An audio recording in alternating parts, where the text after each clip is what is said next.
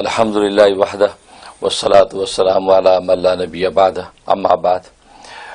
سورہ یونس پر آج گفتگو کریں گے جی اور یہ قرآن کریم کی 10ویں صورت ہے ماشاءاللہ۔ اور جہاں تک کی صورت کے ماقبل صورتوں کے ساتھ ربط کا تعلق ہے تو جیسے میں عرض کیا کرتا ہوں کہ سورہ فاتحہ میں اللہ تبارک و تعالی نے روحانی ہدایت کی دعا کرنے کا حکم دیا اور اہدنا الصراط المستقیم بندے نے دعا کی، اور پھر اللہ تبارک و تعالی ان افراد اور رجال کا ذکر کر دیا کہ ان کے دامن سے وابستہ ہو جاؤ جو ہدایت یافتہ ہیں تو تم بھی ہدایت کی منزل پہ پہنچ جاؤ گے۔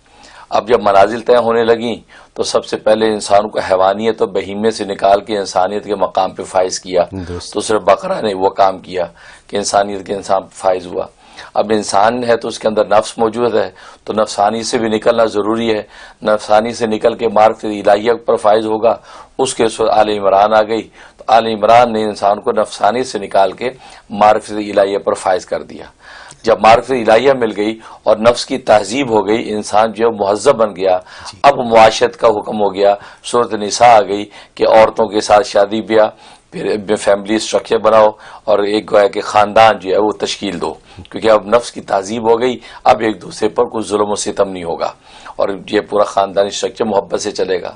جب خاندان بنا تو کھانے پینے کی ضرورت پیش آئی، گھر میں دسترخوان بچھیں گے تو صورت مائدہ آ گئی، مائدہ کا مطلب دسترخوان ہے، تو کھانے پینے کے دسترخوان لگ گئے۔ جب کھانے کے لیے بیٹھے تو سوال اٹھا کہ کیا کھائیں کیا نہ کھائیں، کیا کھانا حلال ہے کیا کھانا حرام ہے، تو سورہ انعام آ گئی، اس نے انعام کا معنی مویشی، تو بتا دیا یہ جانور حلال ہے یہ حرام ہے، یہ کھا سکتے ہو یہ نہیں کھا سکتے ہو۔ لہٰذا اس احتیاط کے مطابق بندے نے کھایا، کھا کے اپنی اس نے کہ بدن کی ضرورت کو پورا کیا۔ اب ضرورت تو پوری ہو گئی، اب اللہ تبارک و تعالی متوجہ ہو کہ ضرورت پوری ہوگی، اب فضیلت کا کام کرو، اور فضیلت کا کام یہ کہ جس نے یہ نعمتیں دی تھی اس نعمت دینے والے کا حق ادا کرو، اس کا پیغام حق لوگوں کو پہنچاؤ، مملوک کو مالک سے جوڑو، مرزوق کو راضی کا پتہ دو۔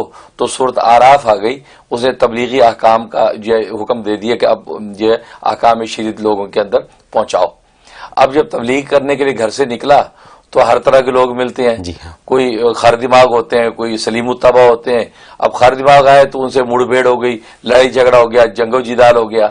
اب لڑائی جو ہوئی تو سورہ انفال آ گئی کہ لڑائی کی حدود اور آداب بتا دیے کہ اگر کسی سے لڑنا تو یہ حدود ہیں، اس طریقے سے لڑنا چاہیے، یہ نہیں کہ وحشی جانوروں کی طرح لڑنے لگو۔ تو وہ جب اجتماعی لڑائی ہوئی بڑے پیمانے پہ تو جہاد بن گیا، تو جہاد کے اصول و قواعد آ گئے۔ پھر سامنے والے لوگوں کو مال تمہارے ہاتھ آیا، مال غنیمت آیا، تو اس کی تقسیم کیا ہوگی، اس کا ضابطہ کیا ہو گیا، وہ ساری تفصیل سورہ انفال میں بتا دی۔ اب جب تک انسان کسی کام میں لگا رہتا ہے تو اپنا محاسبہ نہیں کر سکتا، جب اس سے فارغ ہوتا اب سوچتا ہے کہ یار یہ بات میں نے غلط کہہ دی، اس پر میں نے ظلم کر دیا، یار اس دشمن پہ زیادتی ہو گئی، اب یاد آتا ہے، اب وہ زیادتی ہو گئی تو اب اس کا دل گھبراتا ہے، یار میں ظلم ہو گیا، یہ کل روز قیامت میں کیا جواب دوں گا، گھبراہٹ پیدا ہوگی طبیعت میں۔ تو اللہ نے کہا گھبرانے کی ضرورت نہیں، سورہ توبہ آ گئی ہے، توبہ کر لو۔ اب توبہ کر لی، توبہ کرنے کے بعد دل کو جو ہے تسکین ہو گئی کہ چلو یار دل ہلکا ہو گیا، اور اللہ تبارک و تعالیٰ نے یہ ایک راہ ہمیں بتا دی، تو سورہ توبہ سے اس کی وہ خطا معاف ہوئی۔ جب توبہ سے فارغ ہوا اور ندامت کے آنسو بہائے تھے تو معصیت کی سیاہی بھی صاف ہوئی، تو دل کے اندر اطمینان پیدا جب ہوا تو جو وحشت گناہ کی وجہ سے اللہ سے ہو گئی تھی، دوری ہو گئی تھی اس کو اللہ سے اور دور رہنے لگا تھا، اب جب توبہ کر لی تو اللہ سے انس پیدا ہو گئی اس کو، اچھا اللہ سے اس کو ایک محبت پیدا ہوگی، تو یونس اتر آئی کہ یونس انس سے ہے تو اس کو اللہ سے انس پیدا ہو گئی کہ توبہ کر کے اللہ کی آغوش میں اور قریب ہو گیا۔ چنانچہ اس میں حضرت یونس کی توبہ کا بھی ذکر کیا کہ یونس علیہ الصلوۃ والسلام نے بھی جب توبہ کی تو ان کو بھی اللہ تبارک و تعالیٰ کے احکام سے ایک انس ہو گیا، اور ان کی قوم نے بھی توبہ کی تھی، اچھا، اور عذاب بالکل سر پہ تھا، سچی توبہ کر لی، اللہ نے ان کی توبہ قبول کر لی۔ تو توبہ کے بعد جو انسان کو اللہ سے انس اور محبت پیدا ہوتی ہے اور معصیت کی وحشت ختم ہوتی ہے، اس کی شان اللہ نے سورہ یونس میں بیان کر دی۔ سبحان اللہ۔ تو اس طریقے سے پوری مربوط سلسلہ جو ہے سورہ یونس تک چلا، اور سورہ یونس جو ہے، اور یہ اس میں اللہ تبارک و تعالی نے صداقت قرآن کا دعویٰ کیا ہے۔ جیسے میں عرض کیا تھا کہ صورت میں اللہ ایک دعویٰ کرتے ہیں، تو صداقت قرآن کا دعویٰ کیا اور اس کو ثابت کرنے کے لیے 10 عقلی دلائل پیش کیے ہیں اور ایک نقلی دلیل پیش کی ہے، اچھا، اور ثابت فرمایا کہ قرآن سچی کتاب ہے، اور جب سچائی والے کلام کے ساتھ جب جڑ جاؤ گے تو تمہیں جو انس اور الفت حاصل ہو جائے گی۔ جیسے انسان آج کتاب کو دوست بناتا ہے اور دوست اگر اچھا ہو تو انسان کو اس اور راحت ملتی ہے، دوست برا ہے تو انسان بے چین اور تکلیف میں پڑتا ہے.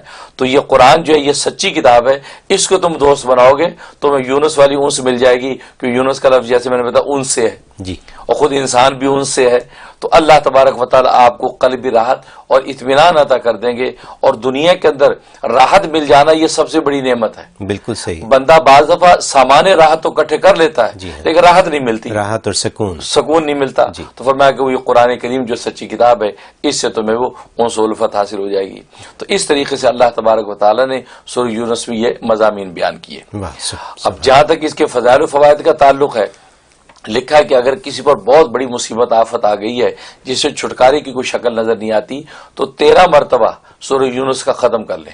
13 مرتبہ جی. سورہ یونس کا ختم کریں، اکیلے بیٹھ کے کر لیں یا چند لوگ بیٹھ کے 13 مرتبہ پڑھ لیں تو اللہ تبارک و تعالی اس آفت سے چھٹکارا دے دیتے ہیں. جی.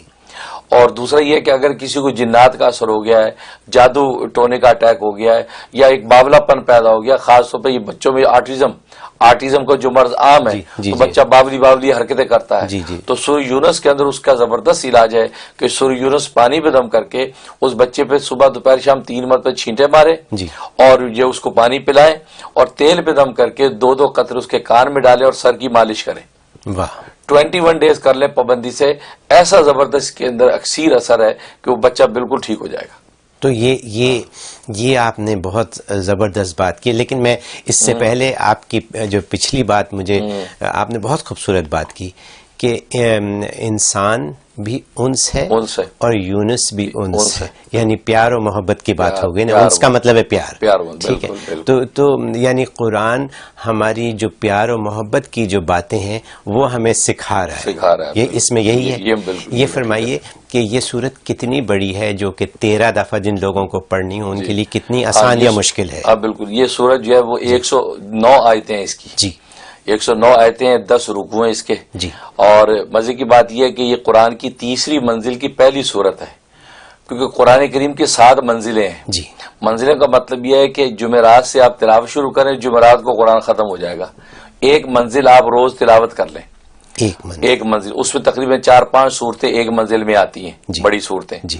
اور اس کو علماء نے بڑا دلچسپ فمی بشوق کے لفظ میں بند کیا ہے. لفظ فمی بشوق. اچھا. فمی بشوق کا مطلب ہے پہلے فا ہے تو پہلی منزل قرآن کی فاتحہ سے شروع ہوتی ہے. جی. پھر اس کے بعد میم آ گیا. دوسری منزل سورہ مائدہ سے شروع ہوتی ہے. اچھا. پھر یا آ گیا تو تیسری منزل یونس سے شروع ہوتی ہے. اچھا. تو یہ تیسری منزل شروع ہو رہی ہے اس سے. ہمیں تو یہ باتیں نہیں پتا. ہمیں تو یہ پتا ہے کہ 30 سپارے ہیں. 30 سپارے ہیں. لیکن یہ منزل والی بڑی دلچسپ ہے کہ اگر ایک شخص چاہتا ہے کہ جمعرات سے جمعرات پورا قرآن میرا ختم ہو جایا کرے، اور اولیاء اللہ مشائخ ایسے ہیں جو جمعرات کی جمعرات قرآن ختم کرتے ہیں، تو اس کے لیے منزلیں بنی ہوئی ہیں. بالکل. تو یونس سے تیسری منزل شروع ہوتی ہے. پھر آگے لفظ آگے بشوق، با کا لفظ ہے تو بنی اسرائیل جو صورت ہے اس سے چوتھی منزل شروع ہوتی ہے. اچھا. پھر شین آ گیا تو شورا صورت آتی ہے، تو شورا سے جو ہے وہ 5ویں منزل شروع ہوتی ہے. پھر واو آتا ہے تو اس سے وصافات، سورۃ وصافات سے 6ٹھی منزل شروع ہوتی ہے. اور شوق کے بعد قاف آخر میں ہے، سورۃ قاف سے 7ویں منزل شروع ہوتی ہے جو والناس تک جاتی ہے. تو اس طرح یہ پورا قرآن جو ہے 7 منزلوں میں بند ہے. اور سورۃ یونس اس سے تیسری منزل کی پہلی سورت ہے اور یہ مکی سورت ہے.